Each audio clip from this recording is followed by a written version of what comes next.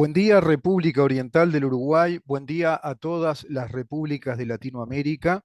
Como siempre decimos, a esos rastros, a esos rasgos que quedan de repúblicas. Estábamos observando hoy en una aplicación distintos programas de radio y televisión de nuestro continente, de nuestros países hermanos, y la situación de cada uno de ellos en Colombia, en Bolivia, en Paraguay, es realmente complicada, ¿no? Está el continente en una situación muy complicada, situaciones sociales, políticas y evidentemente un claro perfil de izquierda en esos países con, bueno, políticas que van llevando a su sociedad hacia esas convicciones. Recordarán ustedes que ayer hicimos un análisis partiendo de lo que es necesario, que es partir de conceptos claros o de premisas de análisis. Es decir, partir de ciertos principios para saber de qué estamos hablando, desde dónde estamos. Y hoy, bueno, para ver en dónde estamos, también tenemos que partir de ciertas premisas para saber si desde esas premisas ubicarnos en un lugar determinado, de, por ejemplo, nuestro pensamiento en en lo político electoral y también en lo sindical. Muchos dirán, qué raro, ¿no? Lo político electoral y lo sindical como materia de análisis.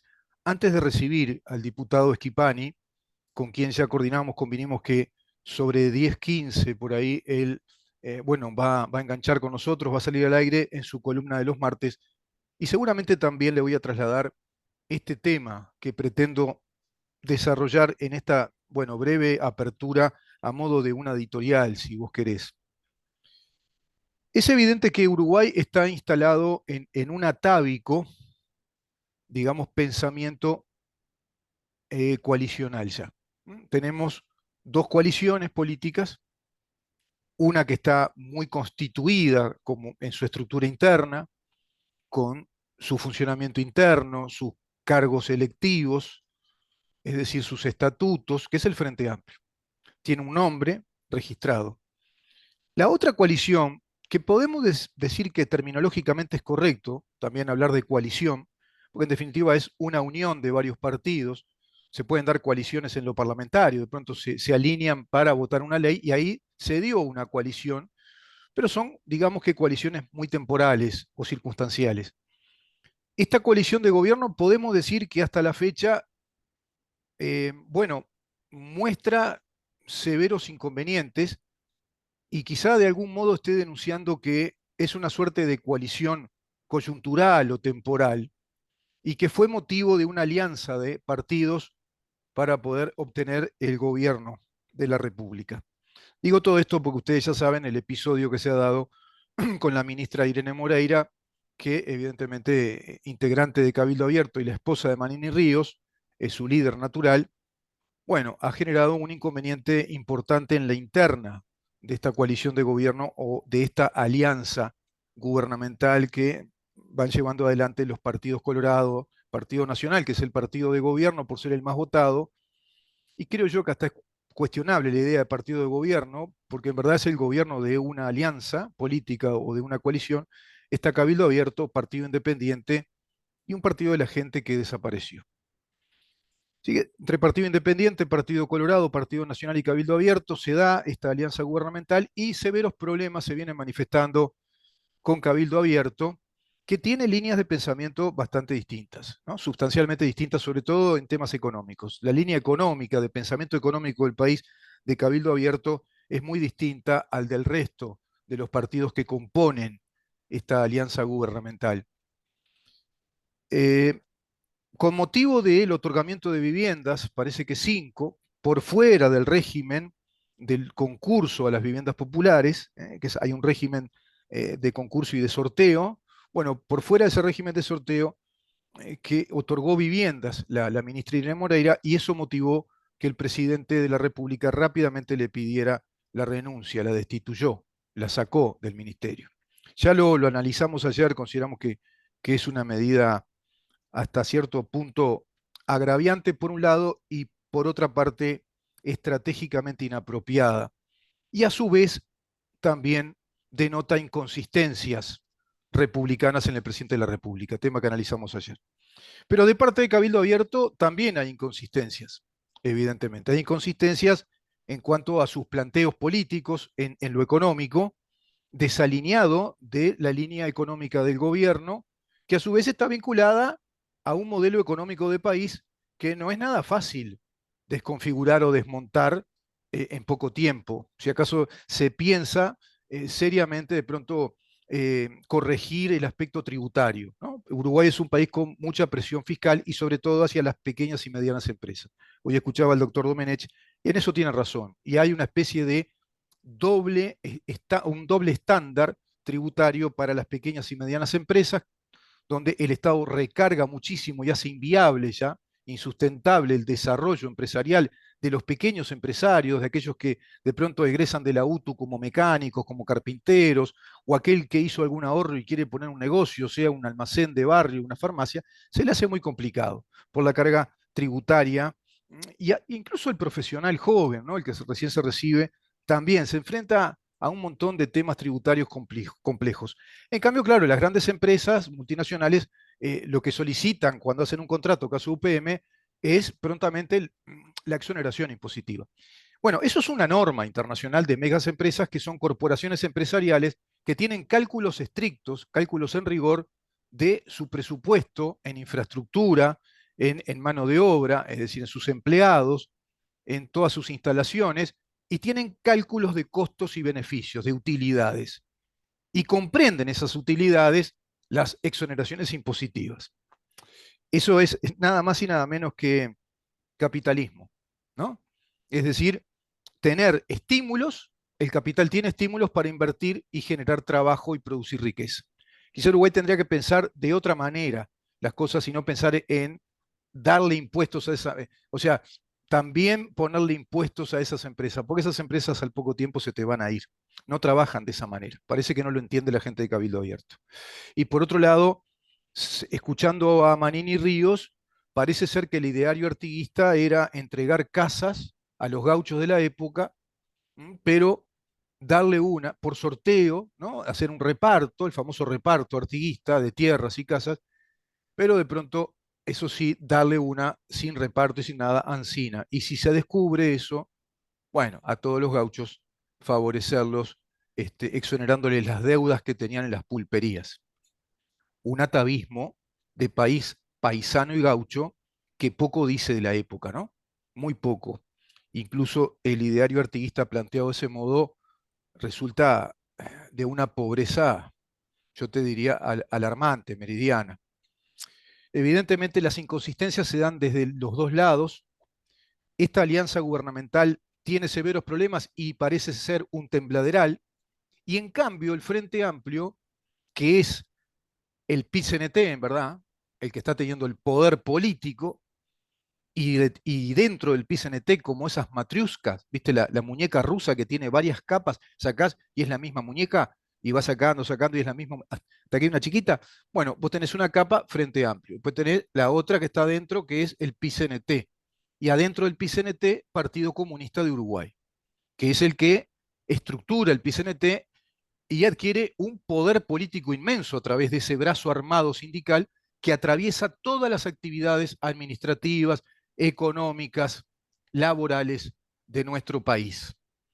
Por lo tanto, el Partido Comunista de Uruguay, en última instancia, es el más beneficiado en este juego de las polémicas, o como yo llamo, digamos que de los triviales o falaces debates de conventillo que se van instalando sucesivamente, beneficiando a una estrategia del Partido Comunista que es la transposición de temas, ¿no? Es deslizar, deslizar, deslizar temas, y van quedando todos los temas hacia atrás, al pasado, sin resolverse, y como temas viejos ya.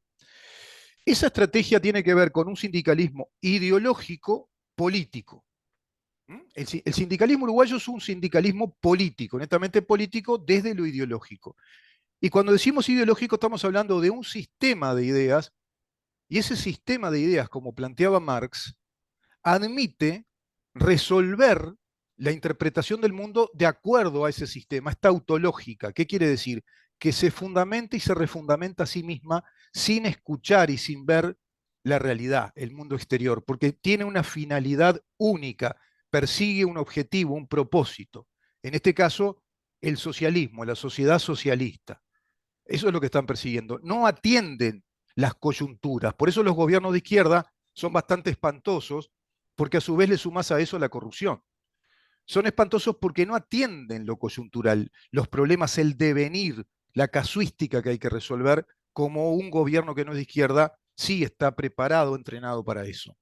Porque al socialista marxista no le interesa la resolución casuística de los problemas, sino llegar al punto final como sea. Por eso tenemos países con hiperinflación, muy desfinanciados. No importa, dale que va, tenemos que ir armando la estructura. Bueno, la estructura de base, que es una estructura de base orgánica, militante, la tiene el Frente Amplio. Está dentro del PCNT y dentro del Partido Comunista, porque son partidos de militancia, de estructuras militantes, con cuadros estructurados, armados, que trabajan cohesivamente. No así una alianza o una coalición de gobierno de partidos que no son marxistas, que no son de esa ideología. Pero a su vez los partidos de esta alianza son partidos. Es decir, no es una coalición que tenga un conjunto de principios y todos obedecen a esos principios doctrinarios de gobierno y una estructura interna de cargos electivos donde todos se deben a esa responsabilidad política o a esa disciplina política. No, acá es una alianza de partidos que son independientes, que son identificables y cada uno de esos partidos tienen la pretensión electoral de llegar al gobierno y lícita pretensión, por otra parte, legítima pretensión de llegar al gobierno. Partido Colorado, un partido histórico de los gobiernos uruguayos, que decreció muchísimo en estos años, un fenómeno muy explicable también, no viene al caso ahora hacerlo, respecto al medrar del Frente Amplio, el crecimiento del Frente Amplio, en demérito del caudal electoral del Partido Colorado. El Partido Nacional, que está prácticamente congelado en una implantación electoral de entre un 26 y un 29%, y Cabildo Abierto, que hoy es una incertidumbre electoral. Las encuestas le dan un 5, otras le dan un 4%, prácticamente en paridad con el Partido Independiente que ha crecido según las encuestas. Está con nosotros el doctor ya Felipe Schipani. Planteo esto porque estamos los uruguayos en ese atávico debate de una dialéctica política entre dos coaliciones. Una que es marxista, inclusive marxista-leninista desde el Partido Comunista de Uruguay, junto al Partido Socialista de Uruguay, que también es marxista-leninista, y el MLN, que también es un partido marxista. Todos integrando junto al PCNT el Foro de San Pablo, que es una internacional comunista que está articulando, desarrollando las estrategias para que las izquierdas obtengan el poder del Estado y se vayan configurando continentalmente en una interrelación de democracias que ellos llaman populares, participativas, democracias de estados sociales, es decir, construir el socialismo en cada uno de nuestros países. Yo no sé si eso lo tiene claro, digamos, la inteligencia política de los partidos que integran esta coalición de gobierno, como así otras coaliciones de gobierno en Latinoamérica que no son de izquierda o por lo menos marxista. Felipe, gracias por estar, bienvenido. No sé si compartís este análisis, por lo menos en primera instancia. Rubén, audiencia, un placer estar un nuevo martes, bueno, analizando los hechos políticos que se han dado en estos últimos días. Y bueno, por suerte la sangre no llegó al río. Bien, No digamos, pudimos, claro, tenés razón, digamos que Cabildo Abierto se quedó. Después de escuchar los 9 puntos que parecía que eran la crónica de una separación anunciada, no, la declaración final es que resolvieron quedarse en la coalición y por amplia mayoría en la interna de Cabildo Abierto además, ¿no? Bueno, no llegó la sangre al río, bien decís. pero bueno, no podemos negar, Rubén, de que bueno, fue un momento de mucha fricción, de mucha tensión dentro de la coalición de gobierno. Obviamente yo tengo mi opinión sobre el tema. En primer lugar, analizando los hechos, yo creo que la reacción de Cabildo es desproporcionada, es desmedida, eh, porque me parece que el presidente de la República procede adecuadamente. Aquí hay un ¿No te hecho. parece que el presidente tendría que haber consultado a los principales integrantes de Cabildo Abierto? eh, Se me ocurre, capaz que el presidente parece, esto es por mi cuenta, ¿no? como que no sé si no le cayó la ficha de que él es el presidente de una coalición, no es el presidente desde el Partido Nacional nada más. Y digamos que resoluciones de esta magnitud sería bueno estratégicamente, me refiero, ¿eh? No en el contenido, estratégicamente conversarlo previamente, adelantar que va a tomar esa decisión, que les parece, pero así unilateralmente. ¿Te acordarás tú que afectó mucho al Partido Colorado aquella decisión también de una bilateralidad entre Manini y el presidente sin consultar al Partido Colorado? Veo un cierto personalismo en el presidente que rompe esos vínculos que son necesarios en una coalición. Esa es la lectura que hago desde lo estratégico. Tengamos presente, Rubén, que esto el día jueves trasciende Mm, y el mismo jueves la ministra, ex ministra a esta altura, mm, Irene Moreira, es convocada a la torre ejecutiva por el secretario de la presidencia y se reúnen con el presidente de la República. Bueno, y allí se conversa sobre este tema. ujú, Y bueno, y evidentemente las explicaciones que dio la ministra, porque después ella habló con los medios de comunicación presentes en la torre ejecutiva y ujú, no declaró bien, no fue clara, ujú, y las explicaciones que dio evidentemente no convencieron, y yo en ese sentido respaldo al presidente de la República, porque más allá de la cuestión normativa, ¿m? Porque después nos enteramos de esa resolución del año 2009 mm. y está el debate si efectivamente ese cupo existe y es de disponibilidad de la ministra. Yo no quiero entrar en eso, no creo que sea conducente ir hacia un debate jurídico sobre ese tema. Lo que es inobjetable, Rubén, En todo caso, hay que estudiarlo más a fondo y exacto, hay que traerlo a la estudiarlo más opinión. a fondo, Sí. pero en cualquier caso, partamos de la base de que efectivamente hay un amparo normativo para que el ministro de Vivienda se reserve un cupo que él discrecionalmente pueda Disponer, otorgar digamos, claro. a X persona que no va al sorteo. En ningún escenario es admisible que un ministro le otorgue una vivienda a un militante de su partido. ¿Mm? Eso creo que no es admisible bajo ningún concepto porque hay cuestiones éticas que me parece que hay que preservar y que son esenciales en la función pública. Y yo creo que esa es la valoración que hizo el presidente de la República, es la valoración que hemos hecho nosotros desde el Partido Colorado, y por tanto el presidente no tenía más remedio que solicitarle la renuncia a la ministra. Ujú. Cabildo debería haber entendido esa situación y haber evitado toda esta situación que se generó en el fin de semana, porque cuando el presidente de la República llama el viernes de mañana a Manini y le pide que cambie a la ministra, bueno, eso se solucionaba cambiando a la ministra, sustituyéndola, bajándole el perfil al tema, ella volvía al Senado de la República y el tema terminaba ahí. El tema que Cabildo Abierto tomó ese planteo, ese pedido del presidente, bueno, como un agravio, como un ataque del presidente a Cabildo. Entonces, el tema está en el error de interpretación de esa decisión, bueno, que Cabildo la sigue sosteniendo, lo hizo Manini en la conferencia que dio el viernes, después lo hizo la propia Moreira, y se hizo ayer en esa declaración que emitieron, donde respaldan la actuación de la ministra, cosa que yo creo que es equivocada. Eso para analizar los hechos propiamente. Sí. El desenlace, el desenlace, bueno, yo creo que es positivo para el país, porque tenemos que entender que esta coalición que conformamos los 5 partidos que la integramos es la herramienta que tiene el gobierno y que tiene el Uruguay para poder concretar los cambios a los que nos comprometimos con la ciudadanía. ¿Tenemos visiones diferentes? Bueno, vaya novedad.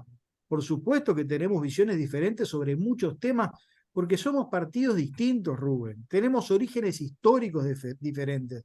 Tenemos hasta visiones ideológicas encontradas, Claro. pero todos compartimos Mm. un proyecto común que fue el compromiso por el país y la generación de determinados cambios indispensables para el Uruguay.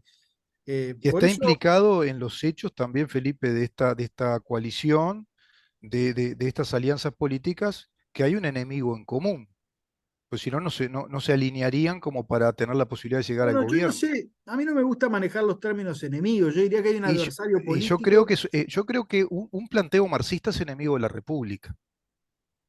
¿Viste? Es decir, el concepto del marxismo es un concepto que es antagónico al concepto republicano del occidente liberal, democrático.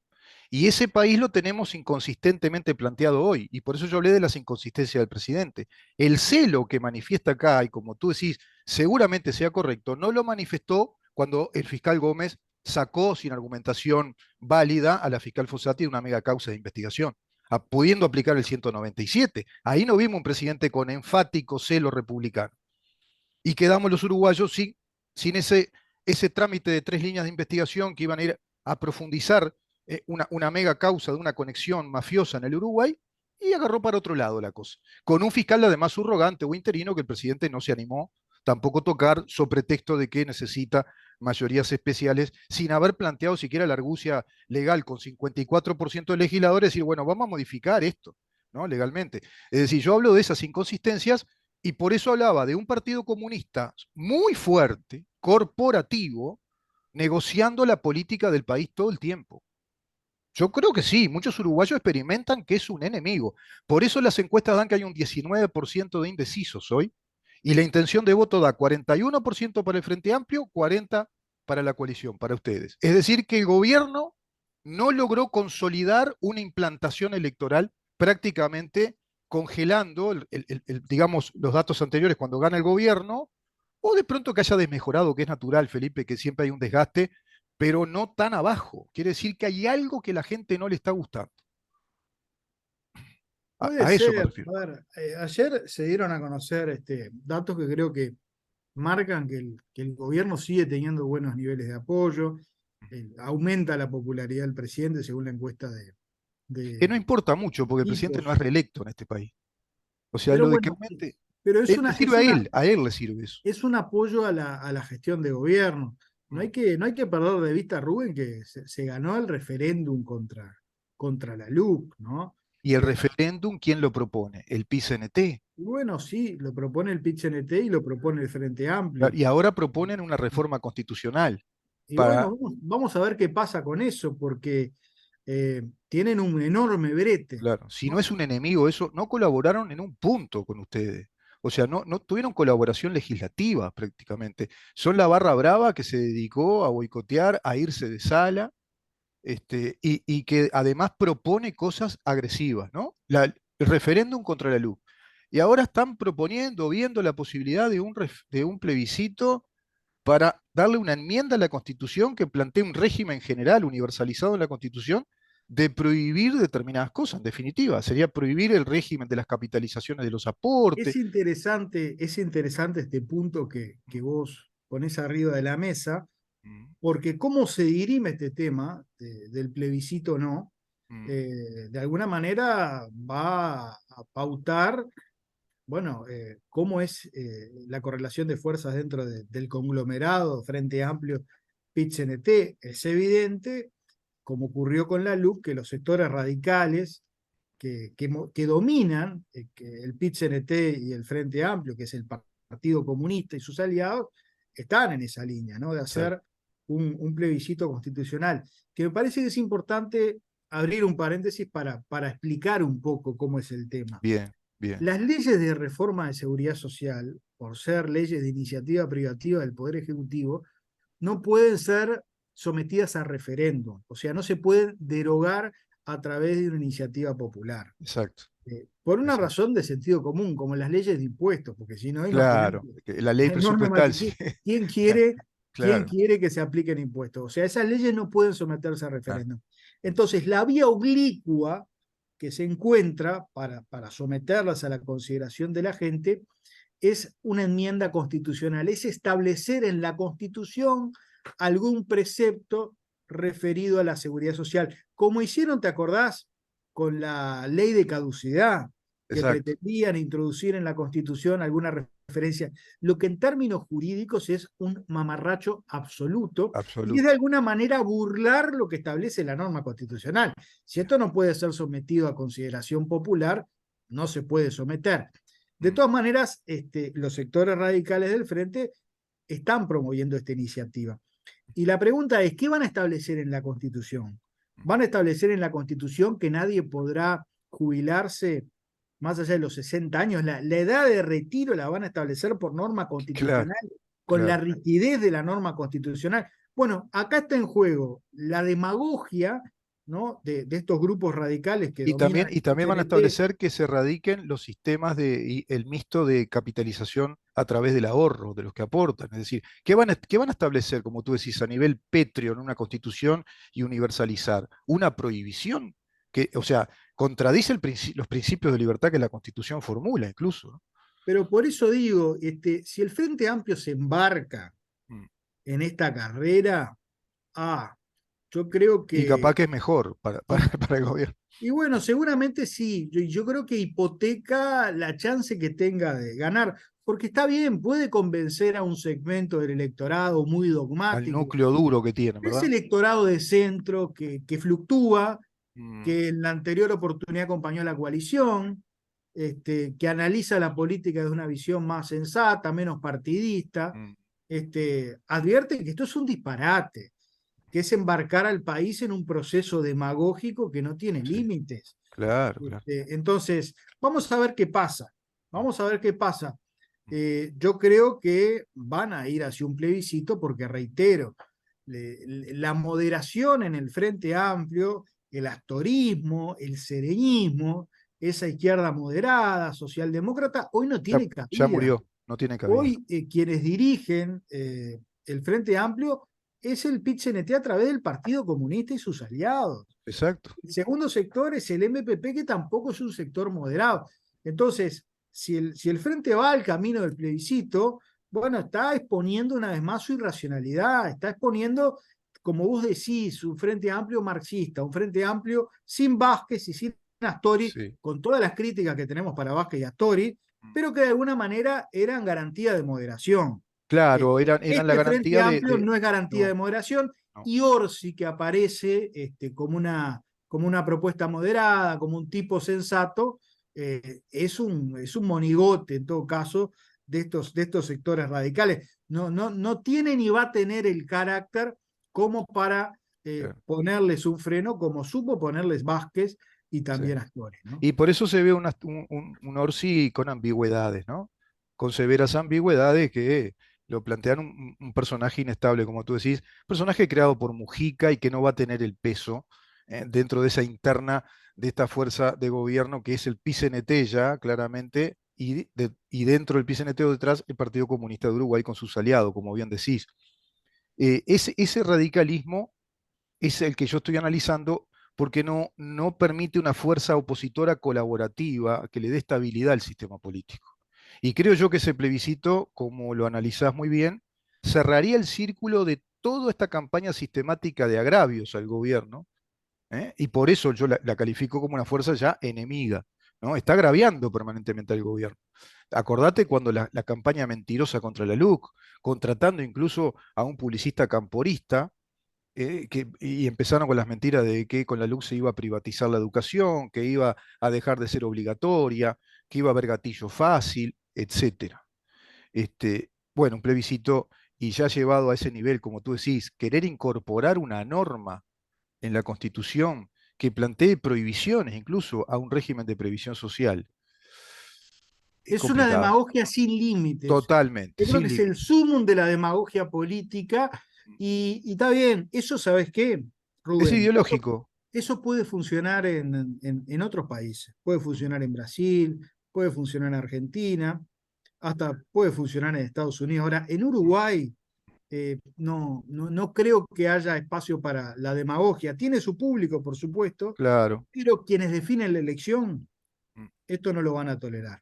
Ese Entonces, 19% habla de eso, ¿verdad? Es esa población que decide a último momento, siempre pasa eso, ¿no? Que tienen el voto, como tú decís, más pensado, no están muy radicados en una posición política. Eso es verdad lo que decís. Eh, de ahora en más, ¿cómo queda la coalición para vos? no hay duda, a ver, no podemos minimizar lo que fueron estos episodios. Porque Eh, destaquemos esto, si me permitís, Felipe. Cabildo Abierto es una fuerza bisagra en este momento. Tiene 3 senadores. O sea, si va para un lado, compone mayorías. Si va para el otro, compone mayorías también. ¿No? Podría votar con el frente, hacen mayoría. Vota No, bueno, con la pero a ver, coalición. a partir de la decisión que tomaron en el día de ayer, no creo que eso No, no, no, ocurra. no. Me refiero a que tiene ese poder, o sea, es el fiel de la balanza. Si se hubiera Totalmente. separado de la coalición, bueno, quedamos en un territorio de Obviamente, a eso le incertidumbre. quitaba las mayorías Claro. al gobierno. Yo soy, en ese sentido, aliento la idea de que podemos recomponer esta situación ocurrida, que a veces se tiende a dramatizar el disenso. Mm, Y yo pensaba, o sea, estos diferendos que han habido entre Manini y el presidente son mm, muy distintos mm. a los diferendos que hubo en los gobiernos del Frente Amplio entre Vázquez y Mujica, entre Mujica y Astori. Este, Mm. ¿Cuántas veces estuvo Astori por renunciar? Bueno, En acordate el cuando gobierno de Tabaré Mujica, Vázquez. acordémonos, Mm. había dos equipos económicos. Sí, sí, sí. Uno que funcionaba bajo la égida del EPP en la OPP y Sí. otro que conducía Astori desde la vicepresidencia. O sea, es natural, Mm, no es nuevo, mm. de que bueno, en las coaliciones se generen a veces enfrentamientos, se generen Recuerdo el otro intercambios capítulo subidos de importante, tono. cuando Tabaré Vázquez planteaba un TLC con Estados Unidos y la interna del frente y rápidamente la doctrina Gargano le dijeron que no. Ahí hubo otro El severo famoso encuentro, tren, encontronazo, exacto. el famoso tren. O sea, hubo momentos de dificultad, hubo momentos en que perdieron la Sí. mayoría parlamentaria, el Frente Amplio, algunos diputados se dieron vuelta. O sea, estas cosas pasan en los gobiernos, pasa cuando se gobierna.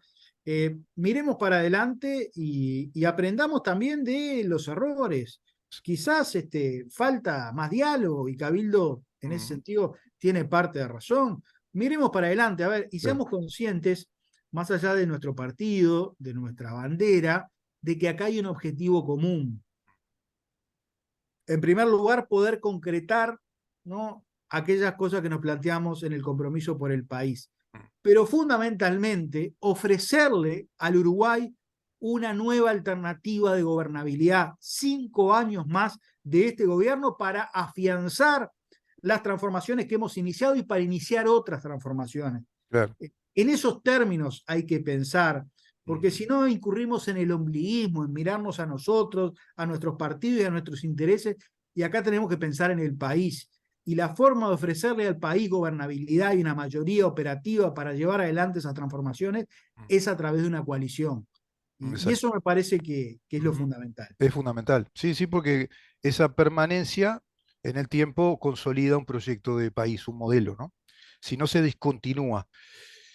Respecto a eso que decís con sano optimismo, que comparto, ¿te acordás que habíamos conversado que muchas veces se dramatizan estos conflictos o estas aparentes distorsiones y se aprende, en democracia se aprende de la diferencia, ¿no? Incluso de una situación conflictiva o de encontronazos políticos y se aprende a dialogar, ¿no? Se aprende a conciliar, a llegar a puntos de encuentro.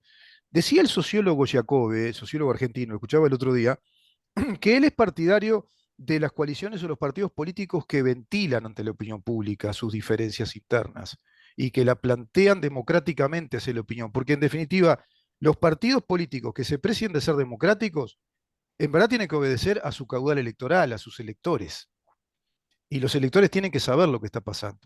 Se corre el riesgo, es cierto, de que pueda eso desgastar, ¿no? Que eso pase ya a una situación, no sé, repetitiva, pero cuando hay costumbre de ventilar estas cosas, también es un sello de democracia, es un signo democrático. Totalmente, totalmente. Me parece que está bueno. Acá no se ocultan las diferencias que hay. Me parece que está buena esa reflexión que hizo Muy Jacob. interesante, pero bueno, miremos hacia adelante, Rubén, y seamos Bien. conscientes de que hay objetivos superiores que ameritan de que hagamos todos los esfuerzos porque esta coalición no solo cumpla este mandato de gobierno, sino que sea alternativa para los Sí. próximos 5 años del país. Porque si no nos viene una lista de corrupción que la voy a dar ahora, cuando reciba al diputado, a tu colega diputado por el Partido Nacional, Gabriel Giannoli, si no se nos viene otra lista enorme, son varias matriuscas. ¿Viste la Sí, matriusca? además Que de sacás y eso, sacás y sacás y sacás. se viene un Y se proyecto viene el político socialismo. agotado